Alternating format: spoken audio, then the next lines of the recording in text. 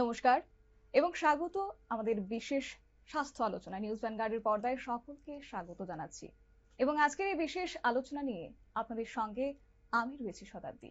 আজ আমরা আলোচনা করব মহিলাদের কিছু সাধারণ কিন্তু সময় অবহেলিত, অনেক সময় আমরা নিজেরাই, আমি আপনি বিশেষ করে আমরা মহিলারাই কিন্তু এই সেগুলিকে উপেক্ষা করে যাই, কিন্তু না, বর্তমান সময়ে দাঁড়িয়ে এইগুলিকে উপেক্ষা নয়, বরং যদি আমরা গোড়া থেকেই সেগুলির চিকিৎসা করায় হয়তোবা আগামী দিনে এই বিষয়গুলি জটিলতার কারণ হয়ে দাঁড়াবে না। গাইনক সমস্যা নিয়ে আমরা আলোচনা করব, যেমন অতিরিক্ত রক্তক্ষরণ কিংবা পিরিয়ডের সময় তীব্র ব্যথা, পিসিওডি, বন্ধ্যাত্ব, ফাইব্রয়েড, এন্ডোমেট্রিওসিস এবং আধুনিক ল্যাপ্রোস্কোপিক, পাশাপাশি রোবোটিক সার্জারি। অনেক সময় নারী নীরবে কষ্ট সহ্য করেন এবং সঠিক সময়ে চিকিৎসকের পরামর্শ নেন না। তাই আজ আমরা বিশেষজ্ঞ ডাক্তারের কাছ থেকে এই গুরুত্বপূর্ণ বিষয়গুলি বুঝে নেওয়ার চেষ্টা করব।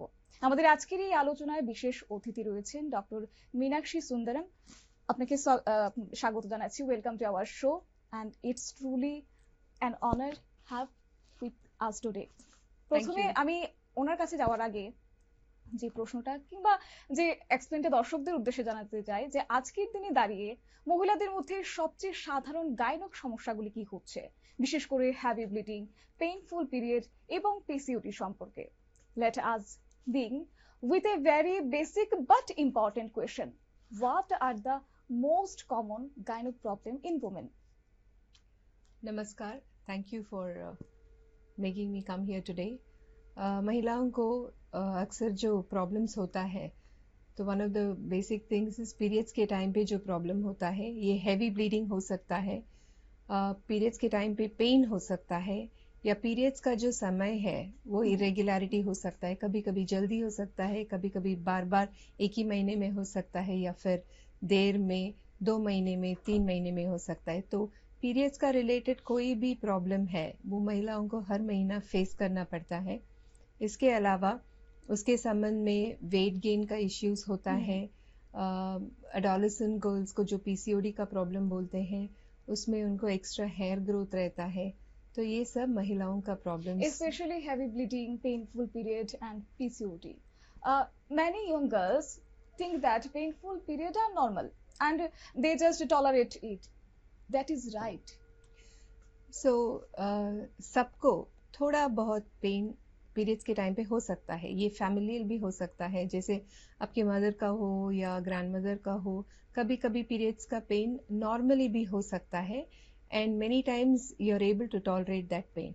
लेकिन अगर पीरियड्स का पेन बहुत ज़्यादा रहता है जो आप टॉलरेट नहीं कर पाते हो, आपको समझो स्कूल में नहीं जाना होता है, या फिर you don't want to attend college, या फिर you don't want to go to your work, और घर पे जो काम करते हो उसमें भी आपको बहुत दिक्कत होता है, you want to lie down in the bed all the time, then that pain requires evaluation. तो जो पेन आपको सह नहीं होता है, जिसके लिए आपको दवाई की ज़रूरत पड़ती है, उसको आपको टेस्ट करने की ज़रूरत है। অনেক সময় নারীরা মনে করেন যে বেশি ক্ষেত্রে রক্তপাত হওয়া মানে স্বাভাবিক একটা বা পিরিয়ডের একটা অংশ, কিন্তু কেউ কেউ বলেন যে তাদের 7 থেকে 8 দিনের বেশি ব্লিডিং হয়, আবার বারবার প্যাড পরিবর্তন করতে হয়, এমনকি দুর্বল লাগতে শুরু করে। অনেক সময় এই বিষয়গুলি গুরুত্ব না দিয়ে কিন্তু প্রত্যেকে এগিয়ে যান কিংবা সেগুলিকে উপেক্ষা করে যান, হয়তোবা স্বাভাবিক বিষয়। সেক্ষেত্রে আমি ওনার কাছ থেকে জানতে চাইবো, when should heavy bleeding be considered abnormal? या so normally if you see periods का ब्लीडिंग तो 3-4 दिन होता है, किसी किसी को 4-5 दिन भी हो सकता है। लेकिन अगर पीरियड्स का ब्लीडिंग 7-8 दिन से ऊपर होता है, या फिर पीरियड्स का ब्लीडिंग के समय क्लॉट्स होता है, नॉर्मली जो मेंस्ट्रुअल ब्लड क्लॉट नहीं होता है, जब बहुत क्लॉट्स आते हैं तो इसका ये समझा है कि there is heavy bleeding. So whenever you have clots then you should definitely consult your gynaecologist, क्योंकि वो हैवी ब्लीडिंग है। और नॉर्मली अगर समझो 3-4 पैड्स यूज करते हैं एक पीरियड्स में एक दिन पे, if you have to use double the number of pads और more pads then that, then also it is heavy bleeding. या फिर आपको सिम्टम्स होता है हैवी ब्लीडिंग का, जैसे कि हीमोग्लोबिन गिरता है, उसकी वजह से थकान होता है, या सांस लेने में कुछ तकलीफ होता है, या आपको टायर्ड लगता है always, then definitely periods bleeding is heavy और उसको ट्रीटमेंट करने की जरूरत है। PCOD is being very common among girls nowadays. Exactly what is PCOD? So polycystic ovarian disease वही इसी को पीसीओडी कहते हैं. कभी कभी जब एडोलेसेंट गर्ल्स को स्कैन के लिए भेजते हैं या किसी को भी जब इरेगुलर पीरियड्स है स्कैन कराते हैं तो ये कॉमनली अल्ट्रासाउंड में पिकअप हो जाता है. इसको पॉलिसिस्टिक ओवरीज बोलते हैं. Polycystic ovaries basically hormonal changes की वजह से होता है. तो this can cause irregular cycles, weight gain हो सकता है, थोड़ा सा मेल हार्मोन ज्यादा होने की वजह से हर्स्यूटिज्म फीचर्स होता है, जैसे कि बाल ज्यादा होता है अपर लिप पे, साइड बर्न्स पे, कभी कभी ब्रेस्ट के वहां पे भी बाल हो सकता है. So these are the some of the common features of polycystic ovaries. Which age group is very affected, even most affected? So polycystic ovaries maximum adolescent girls में शुरू होता है. तो मेनली वो टाइम पे इनिशियली सब गर्ल्स को initial phase में पीरियड्स का थोड़ा इरेगुलरिटी नॉर्मल है, क्योंकि जो ब्रेन एक्सिस बोलते हैं इसको डेवलप होने में थोड़ा सा टाइम लगता है. But if the irregular periods continues या फिर वेट गेन बहुत ज्यादा है and they have to take medicine only every time to get periods, then that is the one of the important symptom of polycystic ovaries. young girls में ज्यादा वो affect होता है. खास करके हमारा जो लाइफस्टाइल है उसमें हम देखते हैं कि हम खुद ही हेल्थ के बारे में नहीं सोचते. खाना पीना, अगर कुछ हैवी ड्रिंक, जंक फूड हम खाते, बाद में क्या होगा वो हम नहीं सोचते. उसके इलाज क्या होगा, बाद में क्या होगा ये हैवी ड्रिंक किंवा जंक फूड खा के. So I think food, that is one thing very very important, क्योंकि जो आप खाते हो आपका बॉडी का मेटाबॉलिज्म उसके हिसाब से ही होता है.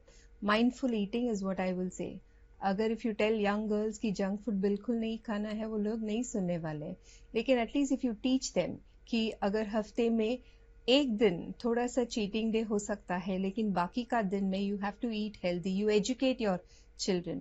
उनको अच्छा सा वेजिटेबल्स, फ्रूट्स और गुड माइंडफुल ईटिंग हम प्रैक्टिस यंग एज से करेंगे तो they will get in to the habit of good eating. इससे वेट गेन प्रिवेंट होता है, हार्मोनल चेंजेस प्रिवेंट होता है, and all the problems of all this heavy bleeding, painful periods, everything gets solved when lifestyle modification Is diet and lifestyle the main cause of this condition? Definitely yes. Both diet as well as lifestyle, both are important, and this can harm polycystic ovaries. It can worsen polycystic ovaries. Which food habits need to be changed? No, it is about a good proportion of carbohydrates, proteins and fats that you take. And my general advice will be, whatever you eat at home, at least make your quantity less first. Suppose you are eating a plate full. Buy a partition plate. You put protein rich food in one, fat rich food in one, a little bit of carbohydrates. Eat all of it. A balanced diet is very important, and reduce the quantity that you eat. That will help. That will be the first step towards a good eating habit. खास करके जो young generation का लड़की है उसको tension होता है कि वजन बढ़ जाता है, वेट गेन होता है. उसके पीछे का कारण क्या है, and how is weight gain related to this? So one is, as you said, junk food. I think food habits are not good. आजकल के लोग बहुत सारे बाहर खाते हैं और their timing वो भी बहुत important है. Yes. because of the work pattern, because of the studying, the timing of eating is also very unpredictable. तो एक ही टाइम पे खाते हैं तो बॉडी का मेटाबॉलिज्म भी उसके हिसाब से एडजस्ट करता है. But if you eat at odd times, again most important thing is sleep. If you don't have a proper sleep at night, at least 7 to 8 hours, that also can affect your body. So all this causes body में inflammation होता है, इस वजह से wait बढ़ता है और wait बढ़ने से बाकी पीरियड्स का प्रॉब्लम्स भी साथ में आता है. সত্যি তাই. অর্থাৎ আমাদের যে লাইফস্টাইল এবং খাদ্যাভ্যাস কিংবা ওজনের সঙ্গে পিসিওডির যে একটা গভীর সম্পর্ক রয়েছে তা কিন্তু বলাই বাহুল্য. কিন্তু এমন অনেক মেয়ে ভাবেন যে এখন হয়তোবা বড় কোনো সমস্যা নেই, পরে দেখা যাবে. এইভাবে আমরা অনেকে হয়তো সেগুলিকে অবহেলা করি. কিন্তু যদি সঠিক সময়ে এই সমস্যাকে দীর্ঘদিন ধরে অবহেলা না করে তাহলে কিন্তু অনেকটা বড় সমস্যার হাত থেকে আমরা রেহাই পেতে পারি এবং আরো বড় জটিলতার তৈরি হাত থেকে কিন্তু রেহাই পেতে পারি। দীর্ঘমেয়াদীর এই প্রভাব কতটা গুরুতর হতে পারে সেটা যে ভাবা আমাদের জন্য অত্যন্ত জরুরি, তাও কিন্তু বলার অপেক্ষা রাখে না। তবে এবার আসি আরো এক প্রশ্নে, if PCOD ignore, what complications can occur in the long term? PCOS patients in the long term, obesity is a problem. Some of them can develop diabetes हो सकता है, फर्टिलिटी रिलेटेड प्रॉब्लम्स हो सकता है। तो इनको क्योंकि पीसीओडी की वजह से अंडा बराबर से हर महीना नहीं बनता है, इनको फर्टिलिटी इश्यूज का प्रॉब्लम हो सकता है। Does PCOD always needed surgery? PCOD mostly does not require surgery. Surgery की जरूरत नहीं पड़ती है। Lifestyle changes, weight loss, hormonal treatment से ही पीसीओडी को ठीक करा सकते हैं। Only when there is associated fertility का प्रॉब्लम, जब बच्चा लेने के टाइम पे बहुत दिन होता है बच्चा लेने में, those issues along with checking uterus tubes, PCOD जो रहता है उसको ड्रिलिंग कराने से फर्टिलिटी का चांसेस बढ़ता है। यहाँ पर मैं आऊंगी। বর্তমান সময়ে দাঁড়িয়ে এই ডাক্তার তিনি যা বললেন যে বন্ধ্যাত্ব সব থেকে বিষয় একটা হয়ে দাঁড়াচ্ছে, মহিলাদের ক্ষেত্রে অত্যন্ত একটা চিন্তার কারণ হয়ে দাঁড়াচ্ছে, কিংবা সন্তান না হওয়ার সমস্যা অনেকটাই বৃদ্ধি পাচ্ছে। অনেকদিন ধরে হয়তো কোনো দম্পতি দীর্ঘদিন ধরে চেষ্টা করছেন, পাশাপাশি মানসিকভাবে তারা ভেঙে পড়ছেন। এই ক্ষেত্রে কি করণীয় হতে পারে? আগামী দিনে কোন পথে এগুলে একজন দম্পতি তার সুরাহা পাবেন? এবার আসি আরো এক প্রশ্নে, can infertility be managed by surgery? या सो बेसिकली इनफर्टिलिटी या फर्टिलिटी रिलेटेड इश्यूज जो रहता है, पहले हमको जानकारी होना है कि किस वजह से है। So when you go as a couple to the doctor and you are saying that शादी हुआ है इतना साल और बच्चे के लिए ट्राई कर रहे हैं, नहीं हो रहा है, तो दोनों पार्टनर्स को चेक करना जरूरी है। तो हस्बैंड का सेमेन एनालिसिस करके देखना है कि काउंट नॉर्मल है, मोटिलिटी नॉर्मल है। वैसे लेडीज को चेक करना है कि उनका ओव्यूलेशन बराबर से हो रहा है कि नहीं, उनको अल्ट्रासाउंड कराएंगे, फेलोपियन ट्यूब्स का चेक करेंगे उसमें ब्लॉक है कि नहीं। सर्जरी इज रिक्वायर्ड ओनली अगर इसमें कुछ प्रॉब्लम्स है, अगर उनका फेलोपियन ट्यूब में ब्लॉक है या फिर यूट्रस में कुछ डिफेक्ट है जिसको करेक्ट करने की जरूरत पड़ेगी, या फिर यूट्रस में कुछ गांठ है या ओवरी में कुछ सिस्ट है जो फर्टिलिटी को अफेक्ट करता है, देन दैट रिक्वायर्स सर्जरी। और एक बात पूछना चाहूंगी, when should couples consider surgical treatment? So if they have been trying for a long time with medical treatment, अगर उनको एक्चुअली प्रॉब्लम है जिसकी सर्जरी की जरूरत है, कभी कभी क्या होता है कि यूट्रस का अंदर का लाइनिंग में एक फाइब्रॉइड हो सकता है जो बच्चा होने में प्रिवेंट कर सकता है, या फिर ट्यूब में ऐसा ब्लॉक हो सकता है, या फिर ओवरी में जो सिस्ट है इसको एंडोमेट्रियोसिस बोलते हैं, अगर ये अंदर से सब चिपका रहता है, ये सब फर्टिलिटी को रेड्यूस कर सकता है। ये सब अगर प्रॉब्लम्स है तो इसको सर्जरी कराएंगे तो फर्टिलिटी का रेट बढ़ेगा। ফাইব্রয়েড, এই কথাটা শুনলে হয়তোবা আমরা অনেকেই আতঙ্কিত হয়ে পড়ি। অনেক মহিলারাই হঠাৎ করে জানতে পারেন যে তাদের জরায়ুতে গাঁট কিংবা টিউমার হয়েছে। শুনলে হয়তো ভয় পান, কিন্তু সব গাঁটই কি ক্যান্সার? সব ক্ষেত্রে কি অপারেশন প্রয়োজন? অনেক সময় এই ফাইব্রয়েড ধরা পড়ে রুটিন চেকআপের মারফত, আবার কারো কারো ক্ষেত্রে লক্ষ্য করা যায় যে অতিরিক্ত রক্তক্ষরণ বা পেটের ব্যথার সময় সেই জিনিসটা ধরা পড়ে। আসলে কি এই ফাইব্রয়েড, কি সেটা সম্বন্ধে জানবো।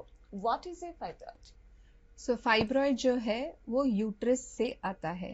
ये यूट्रस का मसल का जो लेयर है उसमें से एक गांठ जैसा बनता है, ये हार्मोन चेंज की वजह से ये बढ़ सकता है।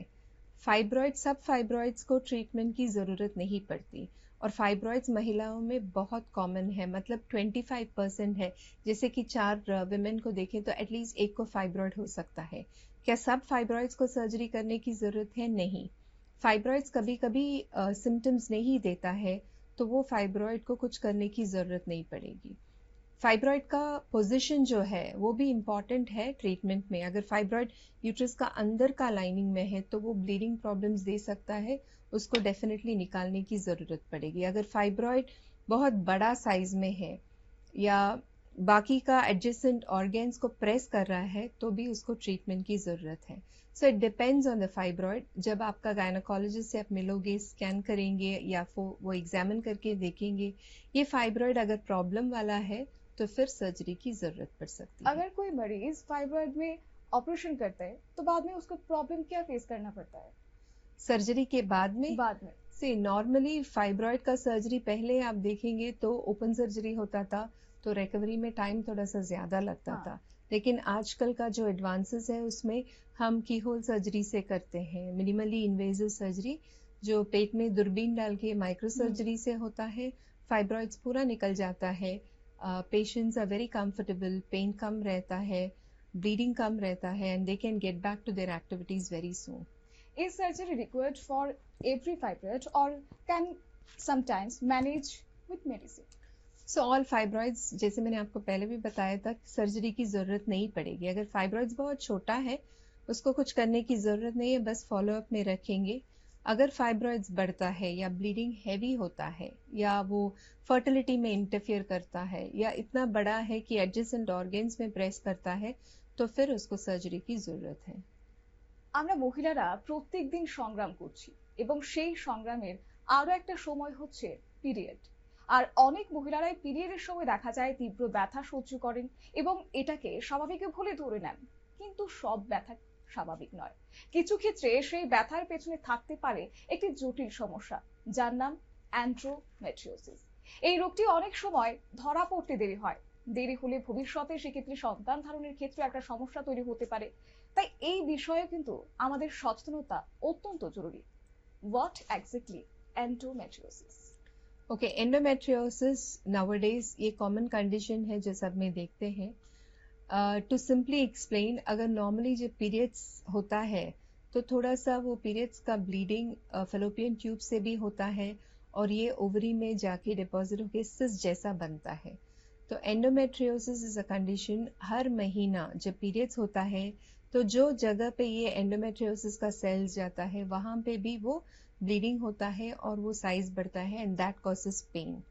एंडोमेट्रियोसिस थोड़ा सा पेनफुल कंडीशन है और sometimes it can affect you from your normal activities and work. Endometriosis अगर छोटा है, इनिशियल स्टेज में है, डेफिनेटली मेडिसिन से हम ट्रीट करा सकते हैं।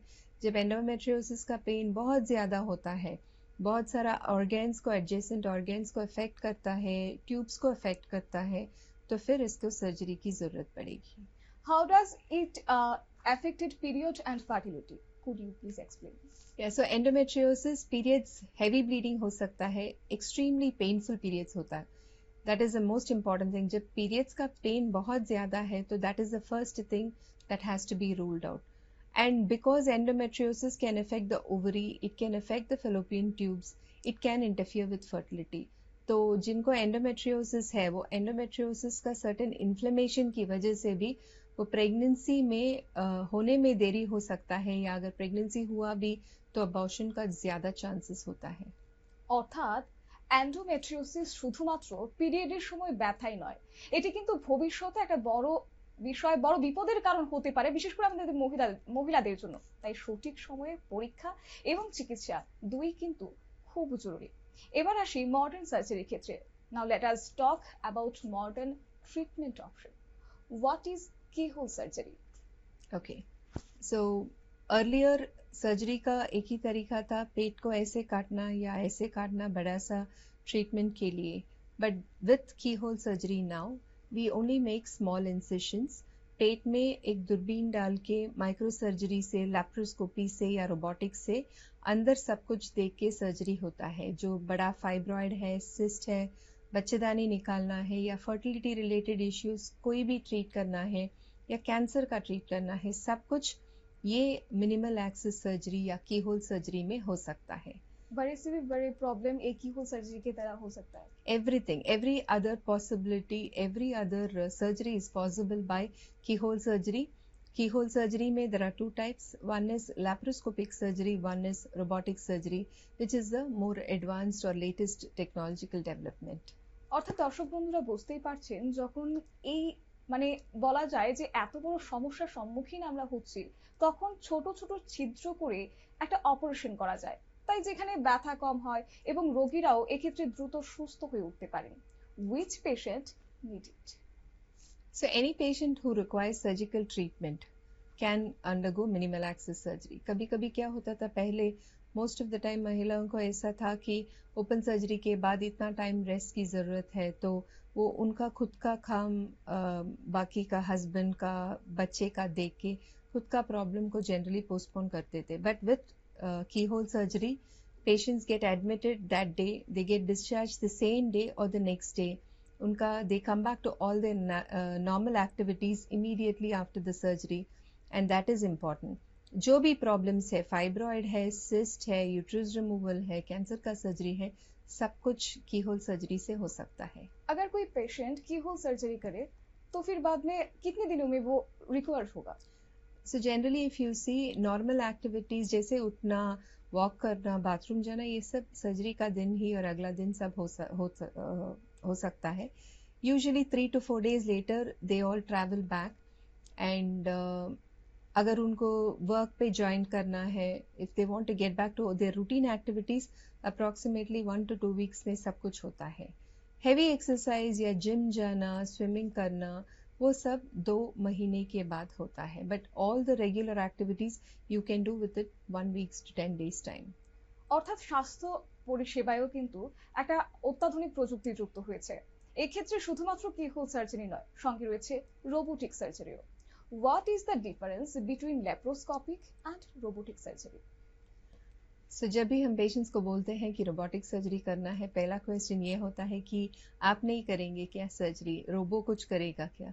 सो that's the first myth that I want to break. Robotic surgery हम ही करते हैं, सर्जन्स करते हैं. The robotic technology is just an advanced instrumentation. जैसे लैप्रोस्कोपी होता है, robotic is another platform which is more advanced. वो जो इंस्ट्रूमेंट्स रहता है जिसमें से जब हम ऑपरेट करते हैं, it is very precise, movements are very fine. इस वजह से ब्लीडिंग बहुत कम रहता है, पेशेंट्स को पेन बहुत कम रहता है, हॉस्पिटल का स्टे कम रहता है, and they get back to their activities very quickly. So robotic is an advanced platform where by you have specialized instruments and movements, and especially in cancer surgery it helps in dissecting the disease very perfectly.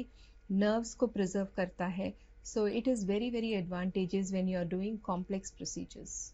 অর্থাৎ দর্শক বন্ধুরা যারা এই মুহূর্তে দেখছেন, হয়তো কারো কারো ক্ষেত্রে সেই বিষয়টাকে গুলিয়ে ফেলা যেত যে রোবোটিক সার্জারি এবং ল্যাপ্রোস্কোপি এই দুটোতে একসঙ্গে গুলিয়ে নিত, কিন্তু না, সেখানে কিছু কিছু ক্ষেত্রে তফাৎ রয়েছে এবং বলা যায় দুটো আধুনিক পদ্ধতি হলেও রোবোটিক সার্জারিতে কিন্তু আরো নিখুঁত এবং নিয়ন্ত্রিতভাবে অপারেশন করা সম্ভব হয়. তবে এবার আসি যে এই রোবোটিক সার্জারিটা আদতে কি কি হয় তাতে.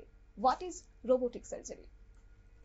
So robotic surgery is done by the surgeon in an advanced platform whereby you have specialized instruments which are connected to the patient, and we find that the movements are very precise and which and patient accurate. need this surgery? Robotic surgery can be done for any complex procedure.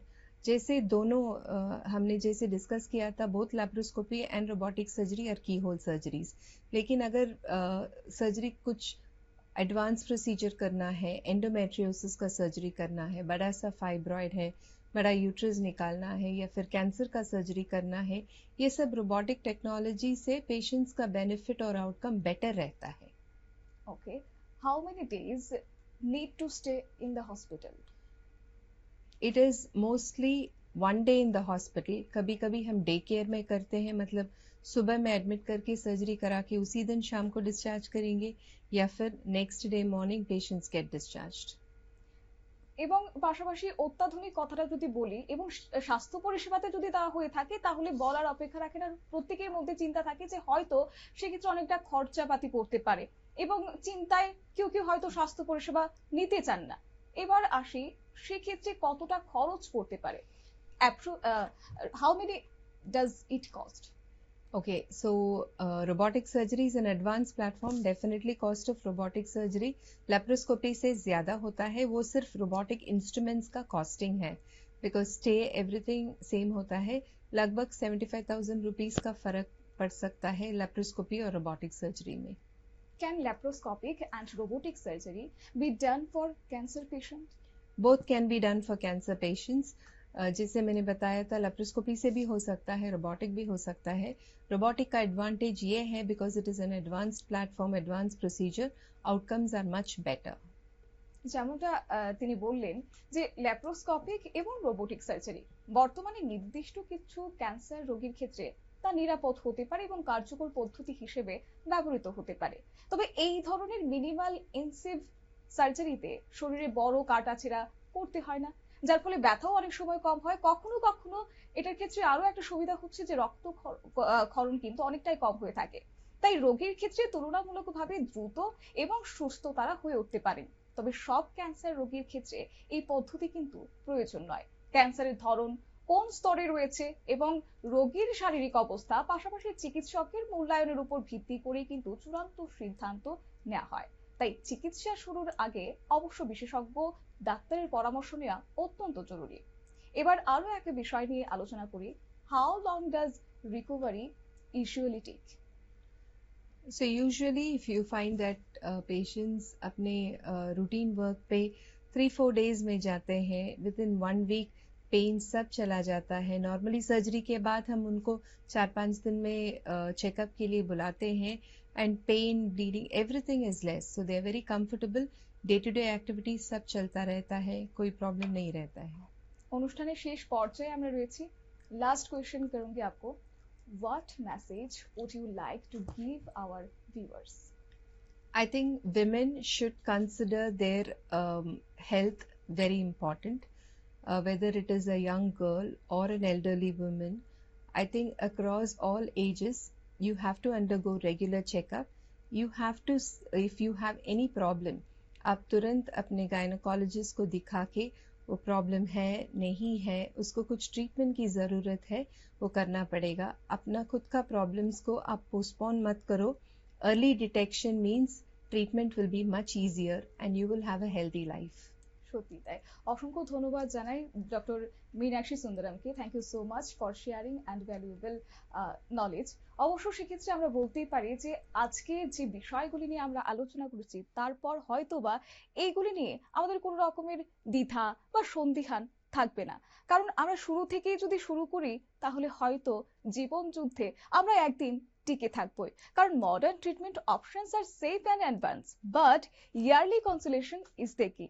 Am I right? অবশ্যই তাই। এবং so much, it was nice being here today. অবশ্যই অসংখ্য ধন্যবাদ জানাই যারা দর্শক বন্ধুরা এতক্ষণ ধরে আমাদের সঙ্গে ছিলেন এবং এই বিষয়টা নজরে রেখেছেন। আবারও কথা হবে অন্য কোনো বিষয় নিয়ে। ততক্ষণ পর্যন্ত দেখতে থাকুন নিউজ ভ্যানগার্ড। নমস্কার।